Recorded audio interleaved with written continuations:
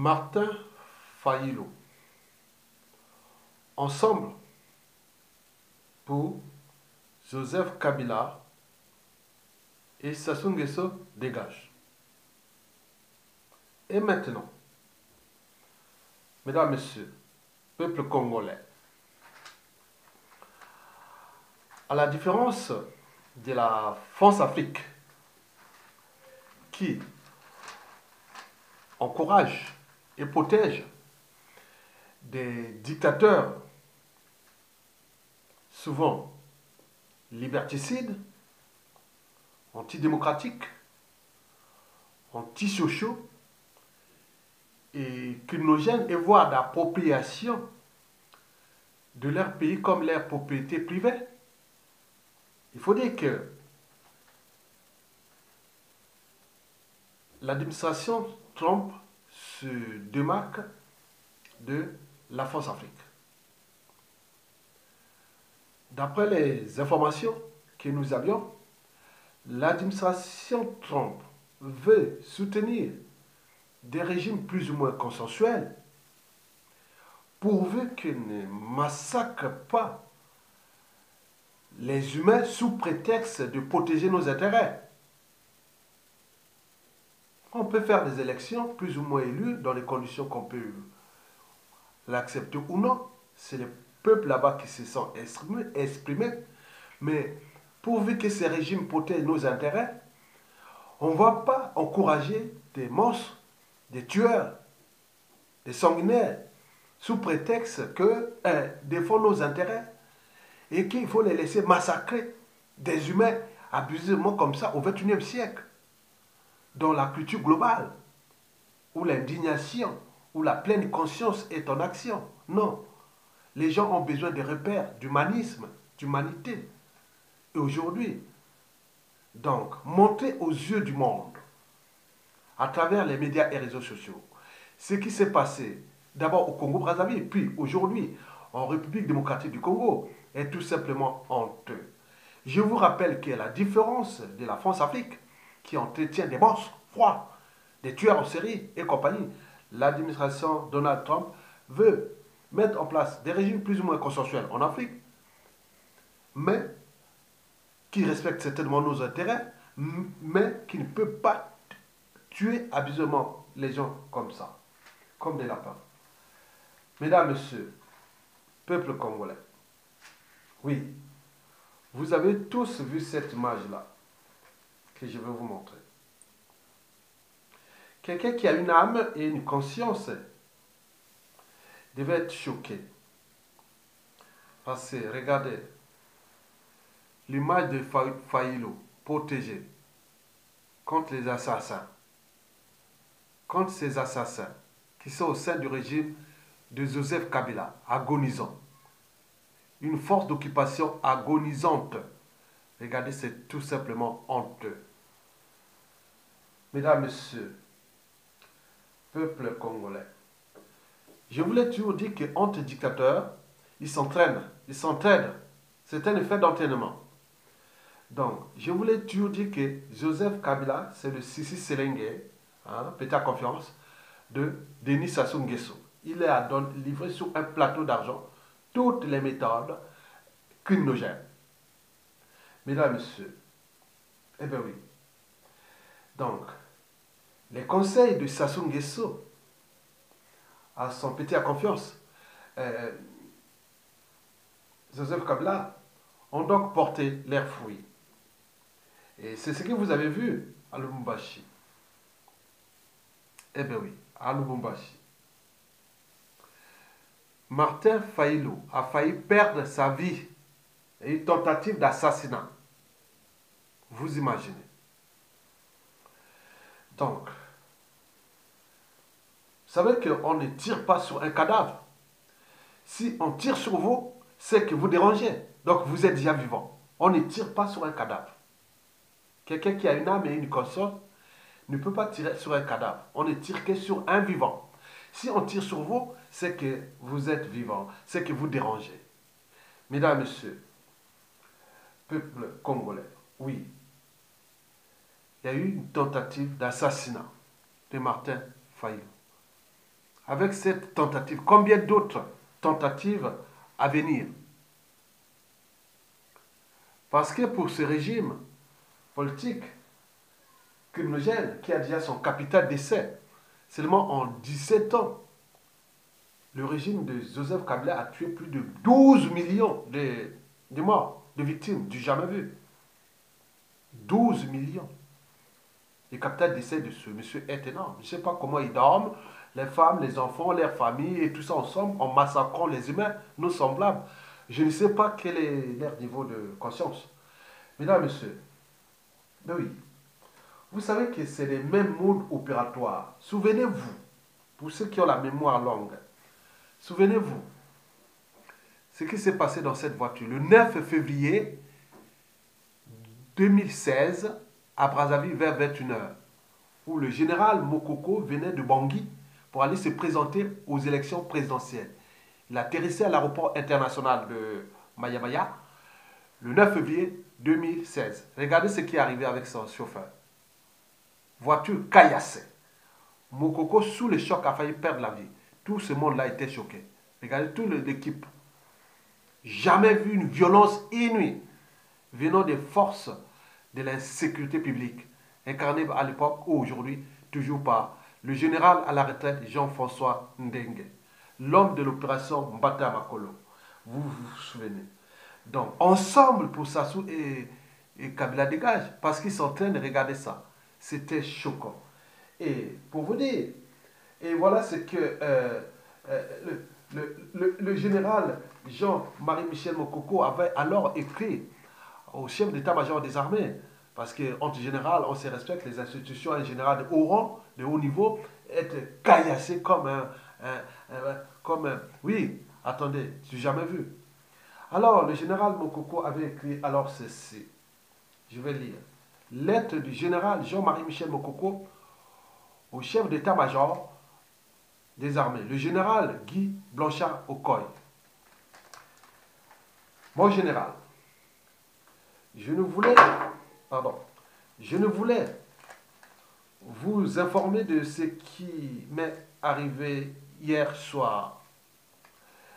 Tellement je trouvais cet acte insensé, nauséeux. Pour la deuxième fois, je suis victime d'un acte honteux, perpétré par des gens que je considérais en dépit des injustices et humiliations subies tout au long d'une carrière dont je serais en droit de m'honorer et jusqu'à ce jour comme des frères d'âme. À vous, je peux dire mon indignation car je suis sûr qu'au niveau des responsabilités importantes qui sont les vôtres, il serait incompréhensible que vous ne saisissez pas la quintessence des enjeux et les effets désastreux de la considération méprisante que des collègues de par le monde ne manqueraient d'avoir à l'égard de notre pays. Au poste où vous êtes, vous contribuez à la construction d'une image de notre pays. Une image digne de notre pays. En ce qui me concerne, je ferai par devoir de conviction que leur incompétence et arrogance sert le chef de l'État. Ce dont je doute, c'est une honte au vu des témoignages que je reçois des maîtres en droit. Bien cordialement, le général Jean-Marie Michel Mokoko. Bon. Vous savez que depuis 2016, il y a eu hold-up électoral. Puis, Mokoko en prison aujourd'hui, élu et en prison aujourd'hui. Et déjà conspiré par la Force Afrique, qui a toujours placé son pion Sassou Nguesso, le dernier joker qui est là. celui qui foutu les bazars partout dans toute l'Afrique centrale. Il conseille. Tous ces conseils sont toujours mauvais pour neutraliser les humains, tuer les humains, foutre le bazar dans la sous-région. Et donc, Denis Sassou Nguesso et ses réseaux avaient ordonné l'assassinat de Jean-Marie Michel Mokoko à l'aéroport international de Maya-Maya. Ce fut le 9 février 2016. Et la suite, nous la connaissions. Et surtout pour Guy Blanchard Okoye. Parce que, quand même, je ne vous dis pas, il est, disons, mouillé, il est souillé, parce qu'il y a eu quand même la guerre dans le pool. On a massacré les gens là-bas, même s'ils sont dans le négationnisme. C'est au moment qu'ils sont encore au pouvoir, au moment que tout aura changé. Mais non, les crimes humains sont imprescriptibles, surtout dans les génocides. Et qui, d'après les raisons, il y a beaucoup de civils, politiques et militaires qui sont de la région du pôle. Au moment où Sassou Nguesso tombe, ils régleront leur compte avec Guy Blanchard encore toutes ces raisons. Comme ne faites jamais autrui ce que vous ne souhaitez pas qu'on le fasse sur vous-même. Et surtout que nous sommes dans une Afrique qui est quelque part sauvage. Donc, je voulais dire mettre en droit. Voilà, c'était je reçois des mettre en droit. Bon, je sais pas, j'ai bien écrit ça. Bon, bref. Donc, je voulais dire que, il fallait dire que si nous prenons le cas de Martin Fayulu, voilà, suite à cette émotion, et qu'est-ce qu'il a écrit Fayulu, voilà, il est là, hein, Fayulu.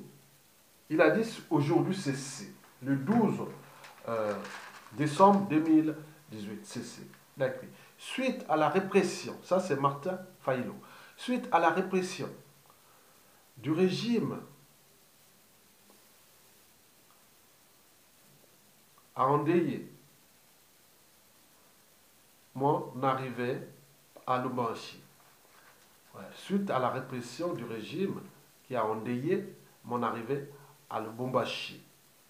J'ai d'abord une pensée pour les familles des victimes. Très bien. J'en profite pour prendre la communauté internationale à témoin. Agir, c'est refuser. Très bien. Ça, c'est Martin Fayulu. En réalité, pour nous, à l'échelle congolaise, des dérives du fleuve Congo, Congo-Kinshasa et Congo-Brazzaville, oui, nous disons non à cette Afrique du XXe siècle qui fait honte aujourd'hui à travers la culture globale, c'est-à-dire les médias et les réseaux sociaux. Nous disons non à cette Afrique du XXe siècle au XXIe siècle qui fait honte au monde entier. Il faut dire que c'est une Afrique improductive, hein, avec ses prisonniers politiques, ses hold-up électoraux. Oui, cette violence, cette barbarie, cette sauvagerie, avec ses frontières fermées à ses propres citoyens. Donc, jamais vu.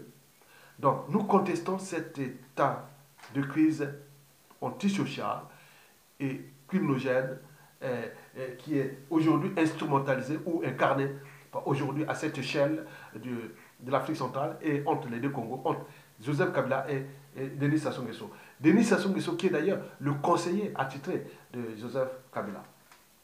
En ce qui concerne la criminogénie. Mesdames, Messieurs, ceci dit, je reviens sur la problématique posée.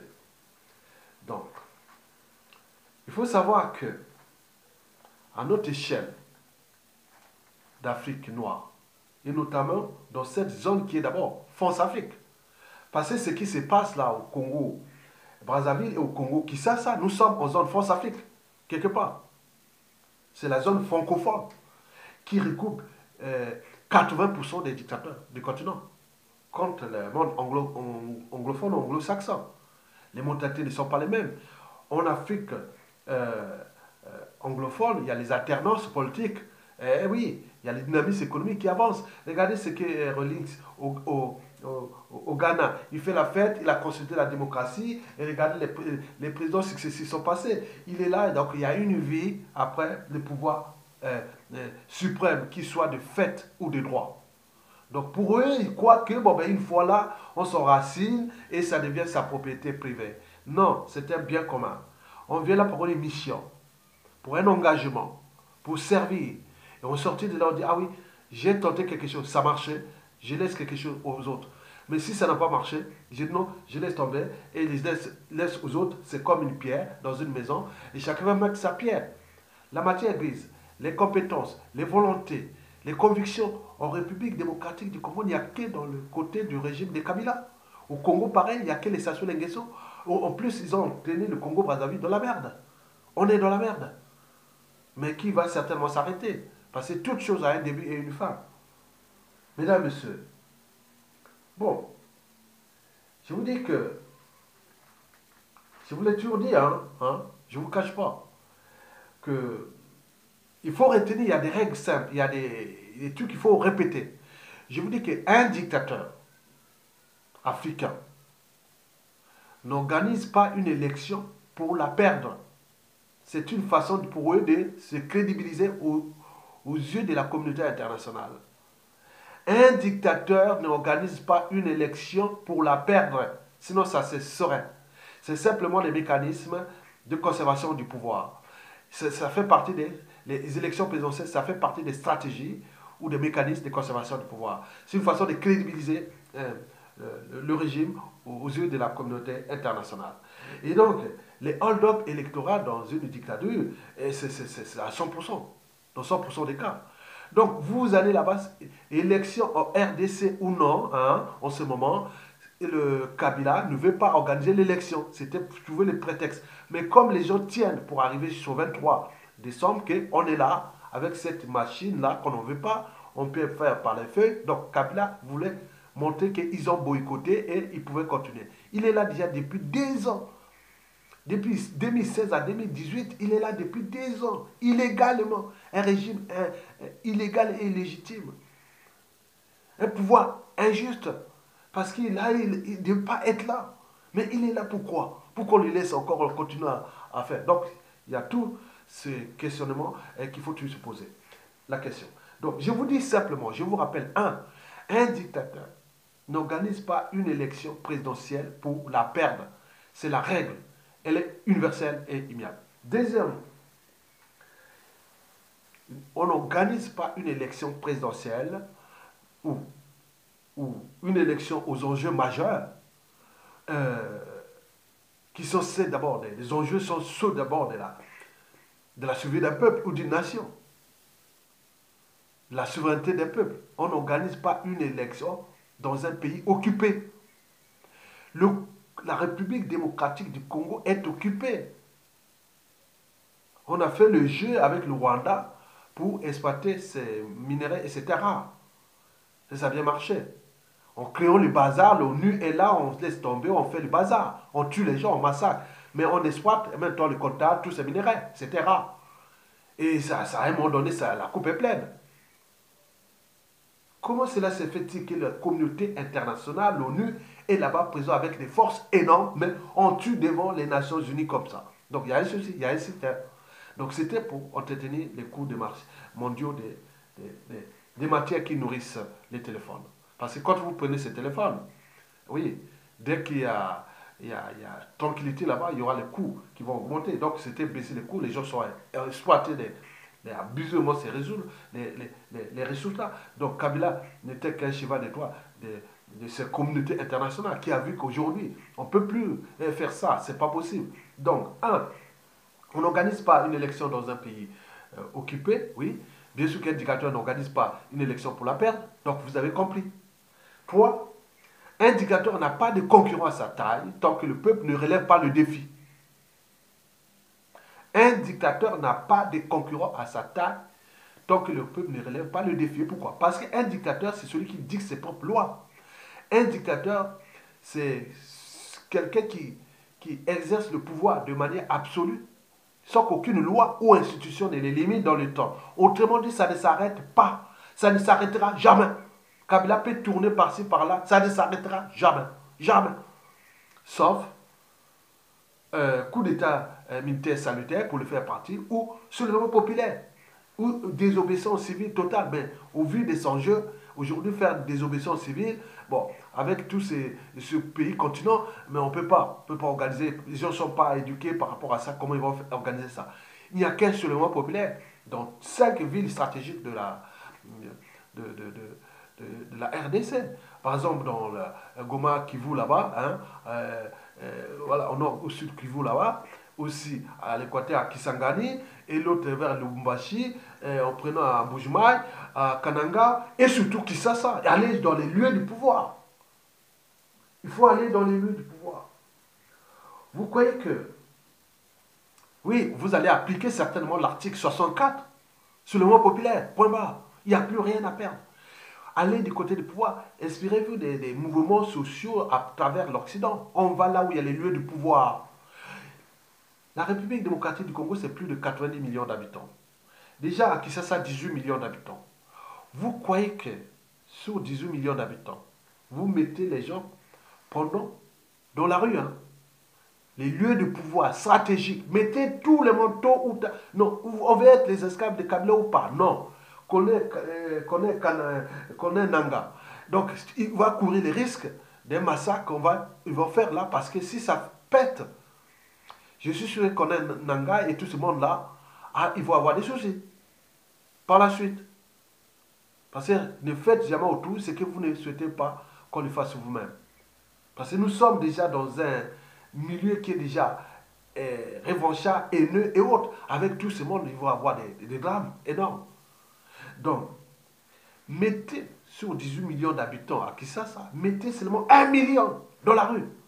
Dans tous les lieux stratégiques, vous luttez pendant 2, 3, 4 jours, 5 jours. Même si ça tire, trouvez des stratégies, des cocktails Molotov et autres. Donc, vous voyez ça, il ne faut plus fuir. Suturez-vous, il ne faut plus fuir. Vous prenez une bouteille. Vous mettez 2 tiers de gazole, 1 tiers d'essence. Vous mettez un truc là, c'est un cocktail Molotov. Vous attendez, la police de l'autre arrive. Vous suturez. Vous les jetez là, ils sont en feu. Et avec tous ces trucs. Donc, à un moment donné, ils vont s'arrêter et attaquer surgicalement, hein, les uns et les autres. Vous savez que pendant l'indépendance de la République démocratique du Congo, au départ, c'était quoi? C'était les gens, il y avait des gens qui voulaient garder le colonialisme. Il y avait des gens qui étaient non. Mais ceux qui voulaient se libérer, qu'est-ce qu'ils ont fait? Ils sont allés attaquer ceux qui voulaient garder le colonialisme et ils ont cédé. Donc, il faut faire aussi des attaques ciblées sur ces gens-là. À qui ça c'est autre, et ça va céder, et faire les menaces pour la police, les militaires qui vont tirer, n'attirez pas sur votre peuple, mais structurez-vous déjà les militaires qui sont les patriotes, il y en a beaucoup en République démocratique du Congo à Kinshasa là. Donc le but est de reprendre le pouvoir, et à ce moment-là vous allez organiser une transition sans Kabila, et à ce moment-là vous serez en force, et partout dans la communauté internationale, on vous donne, voilà, ça c'est un peuple. Vous devez répondre votre rôle de peuple. Donc, appliquez l'article 64, c'est-à-dire sur le mouvement populaire. Kabila pourra tuer 10 000 personnes d'un seul coup entre le 23, 24, 25, à Kinshasa, ce qui impacte demain sur tout ce qui était des gens du régime, plus le Rwanda. Et voilà, attendez, c'est pas possible. Tuer 10 000 personnes encore là. Donc, ils ont peur, eux. Ils ne pourront pas. Donc, ils peuvent intimider avec les bombes lacrymogènes ou tirer quelques-uns. Non, lutter. Vous savez, en Corée du Sud, une présidente avait simplement voulu faire des magouilles pour moins de 10 millions de dollars. Mais les jeunes là-bas, en République de la Corée du Sud, étaient restés 4 mois dans la rue, dans le froid. 4 mois dans le froid. Entre novembre 2016, décembre, au moment que vous étiez là en train de trouver les solutions pour la Saint-Sylvestre, vous voyez, en Corée du Sud, les gens étaient dans la rue. Les jeunes sont restés dans le froid. On ne cédait pas. Jusqu'au février 2017, la présidente tombe. Aujourd'hui, elle est en prison. Elle purge une peine de 24 ans de prison. Ça, c'est un peuple. Les jeunes sont bougés. Mais ici, on a vu comment préparez-vous, comment on appelle les opérations de guérilla. Et tous ces gens dynamiques qui vont prendre les risques de sauver le pays, avec les militaires qui sont entraînés, ou les civils, ou les anciens policiers, comment entraîner les guet-apens et faire tout ça pour qu'ils se fatiguent au bout de 3, 4, 5 jours, parce qu'il faut s'attendre que cette violence Oui, qui a voulu, parce qu'on ne fait pas d'omelette sans casser les œufs. Et donc, vous allez sortir, peut-être, ça va se passer peut-être en un jour, en 2 jours, en 3 jours. Au Burkina Faso, je pense, ça a duré combien? 2 jours, je sais pas. Mais chez vous, ça peut aller jusqu'à 4, 5 jours. Donc, il faut vraiment se structurer. Là, on rentre dans les guet-apens, sur les opérations de nuit, d'attaques ciblées sur ces gens-là. Là, ils sont là. Préparez les cortèges motos, allez jeter. Les voitures, vous passez là, vous jetez dans la maison. Et comme ça, ils vont avoir peur et ça va céder. Et vous allez au palais de Gombe et vous récupérez le palais. Et on prépare une transition sans la Kabylie. Et on met tous les processus de protéger les territoires par tous les moyens. Et à ce moment-là, voilà, les petits postes de résistants, ils seront identifiés. On viendra les chercher. Et voilà, donc c'est parti. Et à ce moment, on prépare une transition sans Kabila, qui sera une transition citoyenne. Et là, vous aurez récupéré d'abord votre pays. Après, vous aurez récupéré votre liberté et votre dignité. Et après, vous allez commencer à repenser ce pays et à régler tous ces comptes-là. Donc, comme historiquement, quand ça tombe en RDC, Kinshasa, Brazzaville, oui, historiquement, ça se dégage. On ne peut pas garder un voisin en Combo à Brazzaville. On ne peut pas garder un pompier purement de l'Afrique là. Donc, certainement, il y aura la traversée, combien de 10 000 personnes qui vont traverser au nord, au sud de Brazzaville et partout, partout. On peut organiser. Et on vient à Brazzaville. Les militaires là-bas à Brazzaville, ils sont déjà démobilisés, démoralisés. Même si le groupe Total et Eni, le groupe pétrolier, paye le salaire de ces militaires pour qu'il n'y ait pas un putsch. Mais là-bas, c'est une démobilisation. Il faut savoir qu'au Congo, il y a beaucoup de tribalisme géopolitique nord-sud. Tous les militaires du sud, en ce moment, ils ne pourraient pas se battre. Déjà dans le nord et aussi dans la Kivette et autres, c'est fini. Vous avez vu que la géopolitique militaire a changé. Donc il reste que ça sont avec ces mercenaires. Et combien? Bon, on va voir. Combien de mercenaires quand avec une armée où il y aura des opportunistes militaires qui vont dire oui, ça y est, on attendait que ça. Donc Sassou c'est terminé, il va chuter. Et Kabila aussi. Donc faites tout pour qu'on parle là. Nous avons tenté une expérience, ça n'a pas marché parce que nous on croyait que c'était politique. Non, c'était pas politique. La solution de Sassou Nguesso des gars n'était pas politique. On voit comment elle a fait hold-up électoral. Donc, la solution de Kabila des gars n'est pas politique. Il n'y a pas d'élection. Même si il faut aller aux élections pour aller, c'est moi, on a dit le 31, le 23 décembre 2018, on est là et on dit oui, mais où sont les urnes, où sont les. Voilà. Et à ce moment-là, on met les stratégies dans la rue. Les militaires, les vrais militaires qui vont prendre le contrôle du pays, militairement, il y a des généraux, il y a des patriotes. Congolais de RDC qui vont, et vous, le premier chef d'état-major des armées, qui va prendre le contrôle des armées de la République démocratique du Congo, dit bien. Donc il faut déjà commencer à penser à prendre votre responsabilité. Celui qui va prendre les forces de police, commencez déjà à structurer. Vous êtes chez vous, vous n'êtes pas comme des moutons.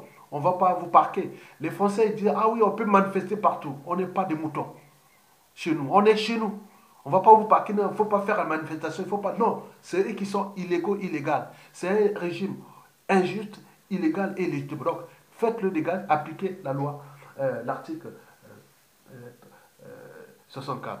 Bon, ceci dit, nous savions que nous devons construire après une stratégie commune entre les deux Congos. Et parce que ça sont quand même, et les éducateurs ont humilié les deux pays. Donc, alors que nous sommes dans un bassin le plus riche, donc notre stratégie demain, c'est cette entente cordiale stratégique commercial, militaire et tout compagnie pour qu'il y ait un dynamisme économique de la sous-région. Nous devons être le moteur, comme le moteur de l'Afrique centrale, ce fut l'Allemagne et la France. Donc nous devons, c'est les deux Congos qui vont être le moteur de cette stratégie de développement et qu'on va plus s'humilier éternellement entre nous, entre les dérives du fleuve Congo. Non, on ne veut pas ça. On veut chaque pays reste souverain, mais à côté, il y a une stratégie de développement ensemble, une stratégie d'entente cordiale, de vie ensemble, et qu'on diffuse la culture, on diffuse notre dynamisme économique qui va certainement arriver parce que nous avions les atouts énormes. Ce bassin du Congo, nous là, c'est l'Afrique de demain. Elle va commencer déjà à partir du 23 décembre. Et je vous l'ai dit que d'ici 2030, 2050, je pense que la RDC prend le taureau par les cornes. D'ici 2035, la RDC pourra rentrer déjà je vous dis, au top 50 des pays les plus avancés du monde. Et si ça continue aux environs de 2050, vous serez déjà au G30 ou au G20. Je vais les appliquer. Superstructure, autoroute, train à grande vitesse et tout compagnie. On peut construire des méga infrastructures pour que la mobilité et tout s'accompagne. L'axe Kisasa, Mbujimaï, Kananga ou tout jusqu'à Lumumbashi. L'axe Badundu, passant par l'autre, aller jusqu'à Kisangani ou tout ça. Donc des axes des routiers qui la mobilité traverser le pont sur le fleuve Congo au sud vers Bakongo là-bas. Donc tout. Donc vous voyez déjà ça, c'est tout un vaste projet de société. On a tout maintenant, on a les ressources. Donc il faut en profiter maintenant pour développer ces écosystèmes qui sont d'abord culturellement riches. Donc il faudra mettre aussi euh, cette culture-là au service du développement de l'Afrique à cette échelle du bassin du Congo, c'est-à-dire à l'échelle de l'Afrique centrale, c'est-à-dire à l'échelle du Congo-Kinshasa, c'est-à-dire à l'échelle du Congo-Brazzaville. Et vous l'avez compris. Mesdames, Messieurs, peuple congolais, donc nous, Sassou Nguesso dégage. Et Kabila d'ailleurs. Kabila tombe, Sassou Nguesso tombe. On n'a pas besoin de la communauté ni la force. Ils peuvent faire leur jeu, si tu rêves entre raison, et on les fait tomber. Et les ceux qui protègent Sassou, ils verront que dalle. Et c'est comme ça. Que du feu. Bon, c'est comme ça. Donc, on ne veut pas laisser encore massacrer les gens impunément comme ça au XXIe siècle, sous prétexte de défendre les intérêts soi-disant des puissances économiques. Mais les intérêts seront toujours là, il n'y a pas de souci. Mais on ne va pas tuer les gens, laisser Sassou Nguesso aujourd'hui au Congo-Brazzaville. Même il conteste les Nations Unies. Vous voyez ce qu'il a fait sur le général Mokoko. Et les Nations Unies demandent même de le libérer. Non, il dit non, non, non. Vous voyez Kabila, il a dit non, moi cette élection, je n'ai même pas besoin des Nations Unies. Vous voyez comment ils s'entraînent entre eux. Mais ils sont perdus. Et nous allons les retrouver bientôt et les récupérer. Il était d'ailleurs. La paix aurait changé de camp, mais nous ne sommes pas là pour punir, pour punir. Nous sommes là pour responsabiliser parce que nous ne voulons plus importer de la sauvagerie, la barbarie à cette échelle de l'Afrique centrale. Nous devons apporter la raison, le droit et la morale. La raison, le droit et la morale. Et c'est tout. Mesdames, Messieurs, je vous remercie.